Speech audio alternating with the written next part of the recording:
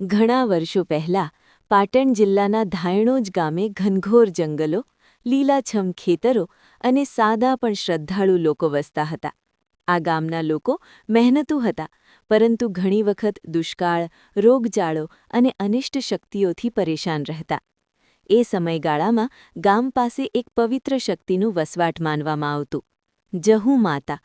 કહેવાય છે કે જહુ માતા શક્તિ, રક્ષા અને ન્યાયની દેવી હતી, જે કોઈ સાચા મનથી માતાનું સ્મરણ કરે તેને કદી નિરાશ ન કરે. એક વખત ગામમાં ભયંકર દુષ્કાળ પડ્યો. વરસાદ વરસતો નહોતો, કૂવો સૂકાઈ ગયો અને લોકો ભૂખ્યા રહેવા લાગ્યા. ત્યારે એક રાતે ગામના વડીલને સ્વપ્ન આવ્યો.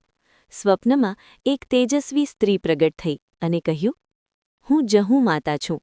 જો તું મારી સ્થાપના કરી ઢોલના નાદ સાથે મારી આરાધના કરશો તો ગામ સુખી થશે." બીજે જ દિવસે ગામ લોકોએ એક નાની ટેકરી પાસે માતાનું સ્થાન શોધ્યું. ત્યાં જમીનમાંથી દિવ્ય તેજ પ્રગટ થયું અને લોકો સમજી ગયા, અહીં જ માતાનો વાસ છે.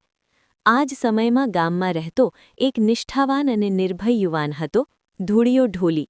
તેને ઢોલ વગાડવાનું અદ્ભુત કળા હતી.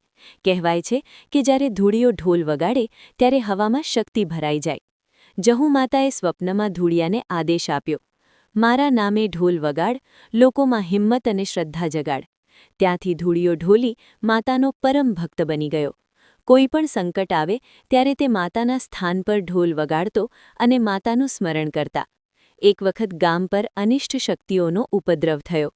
પશુ મરવા લાગ્યા, લોકો બીમાર પડ્યા. ત્યારે ધૂળિયો ઢોલી રાતભર માતાના સ્થાન પર ઢોલ વગાડતો રહ્યો. ઢોલના ઘેરા નાદ સાથે જહુ માતા પ્રગટ થઈ અને તમામ દુષ્ટ શક્તિઓનો નાશ કર્યો. એ દિવસ પછી ધાયણોજ ગામ ફરી સુખી અને સમૃદ્ધ બન્યું. આજે ધાયણોજ ગામમાં લોકો માને છે કે જહુ માતા ગામની રક્ષા